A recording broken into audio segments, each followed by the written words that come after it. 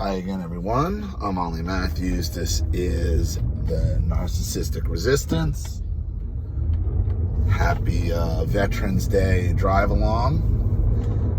And happy Veterans Day to all the veterans on my channel. I know I got a lot of them. Maybe we get some veteran stories, some military narc stories in today. That would be pretty good.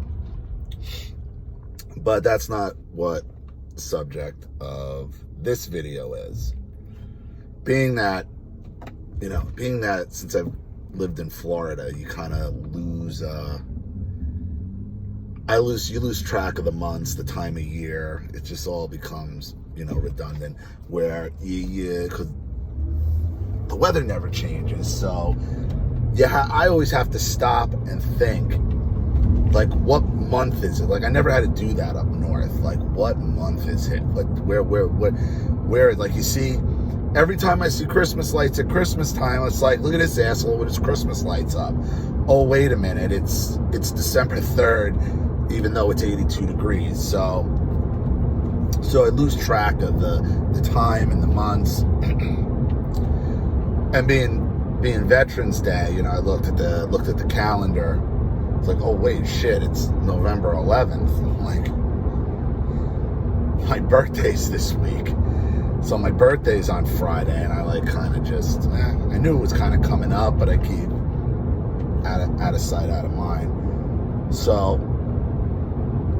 but it's not really my birthday that I want to talk about. It's what my birthday represents now, more than just another year older. My birthday is when I moved down here, when me and Charlene moved down here back at the end of 2010. And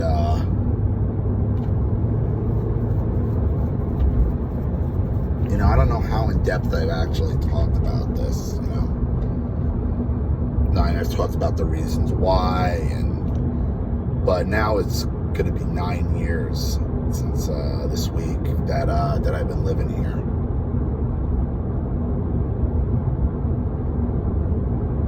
And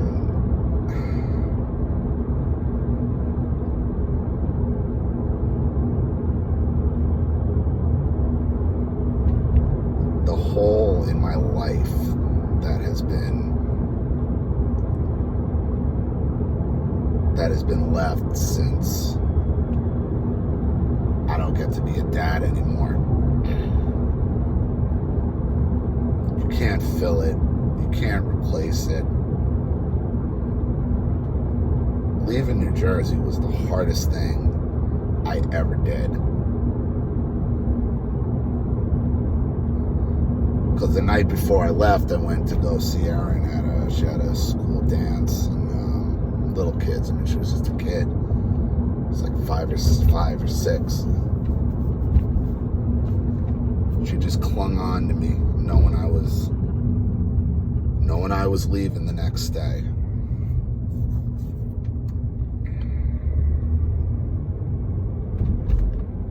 Haunts me. Haunts me because there's nothing I can do. Nothing I could have done to change it. It was either leave or have your life completely and utterly destroyed by these bitter, angry sociopaths. I really believed when I moved down here I was going to be able to see her, and that me leaving would help alleviate all the anger and the bitterness, and it just didn't. I didn't fully understand narcissism and how it worked, and that they were never gonna, I understood that my parents would never stop. I knew it. I always knew they would never ever stop. They didn't have the capacity. That's why I was trying to get away from them since 18 years old.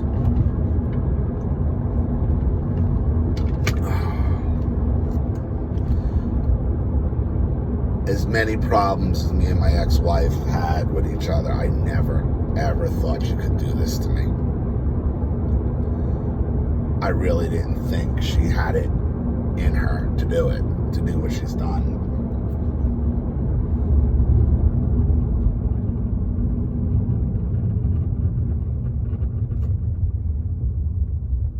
But led by evil, I guess you can do almost anything.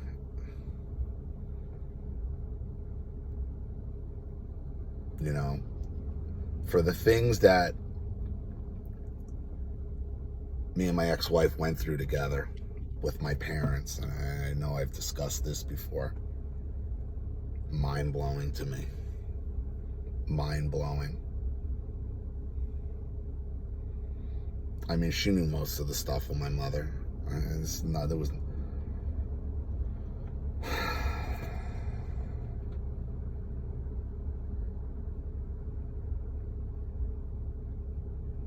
I remember how she clung to me that night, man.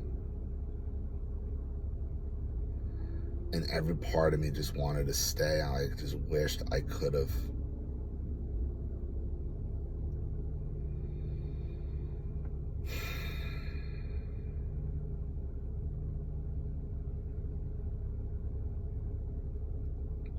There's no forgiveness for this.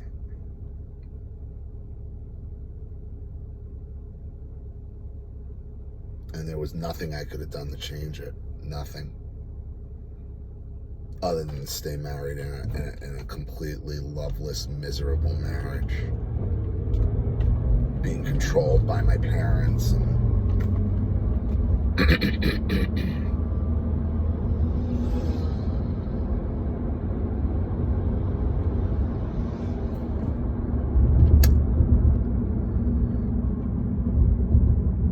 And to think what would have been different if I had stayed, because my mother still would have died.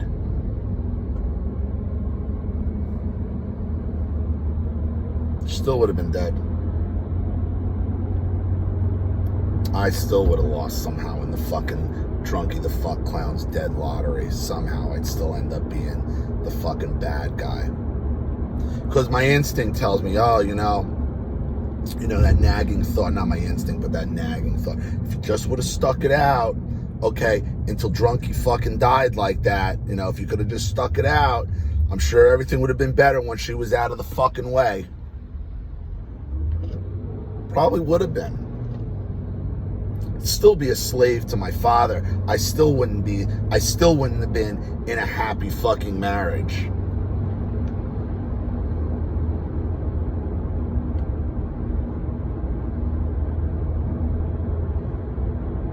But at least I'd have had some kind of relationship with my daughter.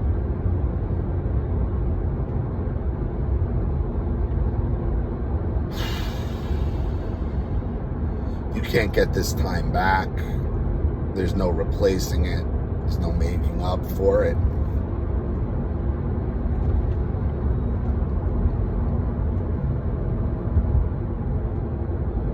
Over what? Over a divorce.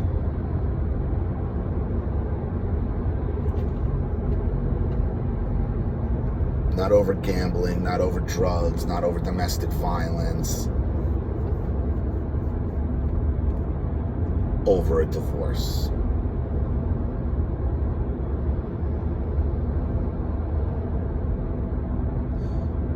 A divorce that I ended up with somebody that I've been with now going on 14 years. I'm sorry, 13 years, 12 years, 13 years.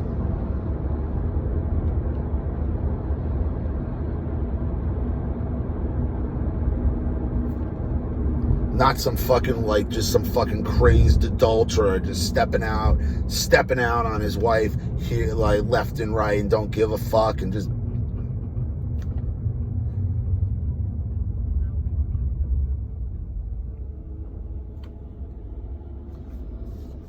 have to be punished for finding the one person who loves you the way you deserve to be loved, that you always wanted to be loved. That's my crime.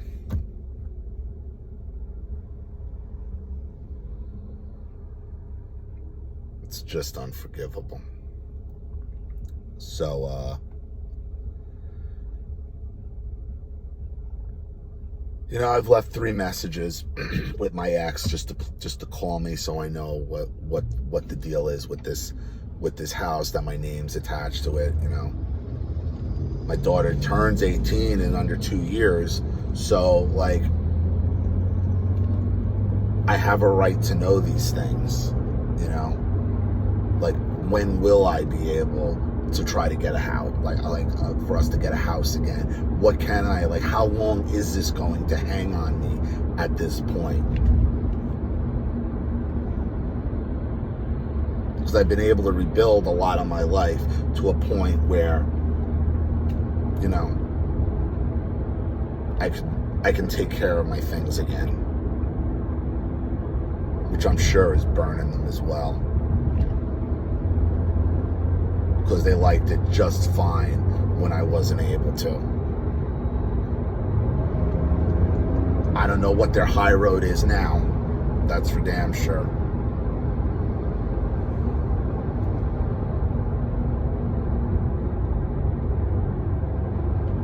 Just to mess up your life, to control it any way they can.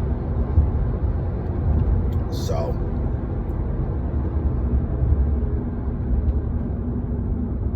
I don't know.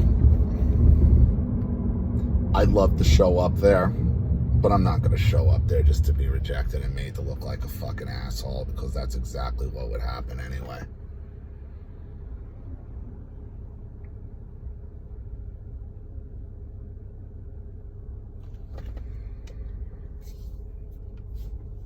I'd end up getting into trouble one way or another.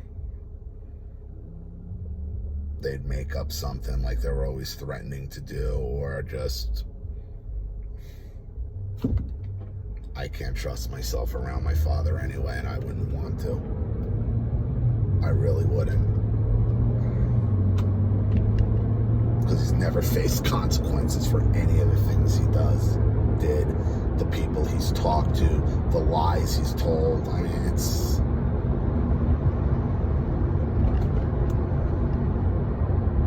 And to erase me in front of my daughter.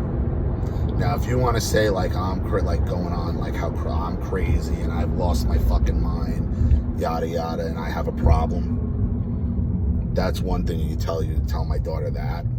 No, that's not what he did. They just erased me like I don't even exist. Like I don't even exist, which, again, I expected from them.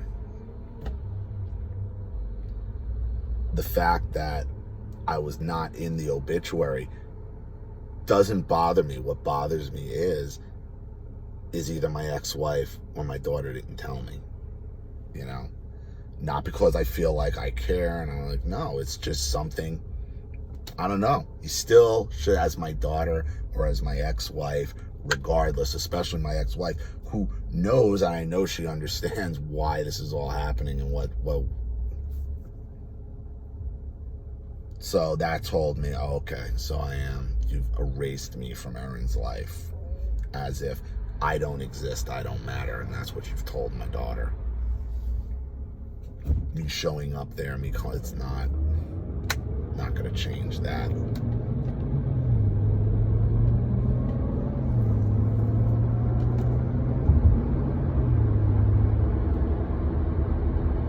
I wanted to be able to share Florida with her. I wanted to have our own space where we could do our own things.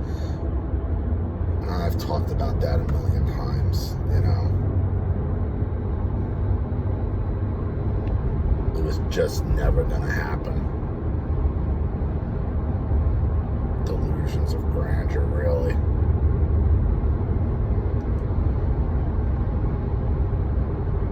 And like I said, you can't get that time back. And it's just a hole.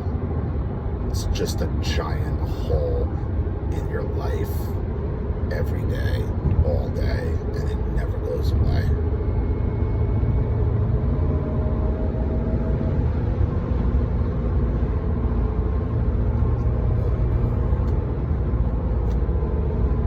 just the way it is. So, 9 years in Florida. Things turning around a little bit. Still got that emptiness. Not much you can do about it. So, I'm going to cut it here. I don't know what the point of this really is, other than parental alienation is a real thing. Hurts a lot of people.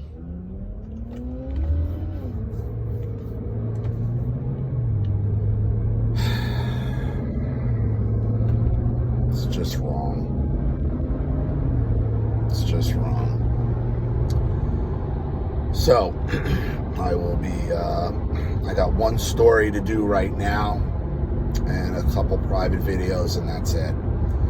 So, if you want to get in on the queue, if you want to get something in for Veterans Day, again, happy Veterans Day, everybody, and thank you for the veterans service. You guys know what to do with the links in the description box. Keep the channel supported, growing, and successful, because that's the way you beat these narcs. All right, everybody. See you all soon. Take care.